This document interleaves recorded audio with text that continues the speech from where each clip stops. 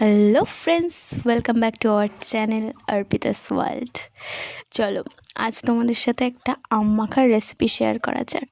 প্রথমে আমি আমগুলোকে ভালো করে জল দিয়ে ধুয়ে পরিষ্কার করে নিলাম। এরপরে আমগুলোকে খোসা ছাড়িয়ে নেব। দেখো খোসা ছাড়ানো হয়ে গেছে আমার। এবার আমগুলো কুড়ে নেব একটা কুড়নির সাহায্যে। এই কুড়নির সাহায্যে আমি আমগুলোকে কুড়ে নিচ্ছি। ভালো করে কুড়তে হবে। দেখো কোড়া হয়ে গেছে।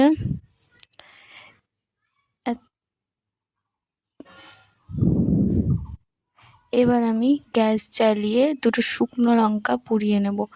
শুকনো লঙ্কা দিয়ে আম মাখা করলে দারুণ টেস্ট হয়। দেখো দুটো শুকনো লঙ্কা পুড়িয়ে নিচ্ছি।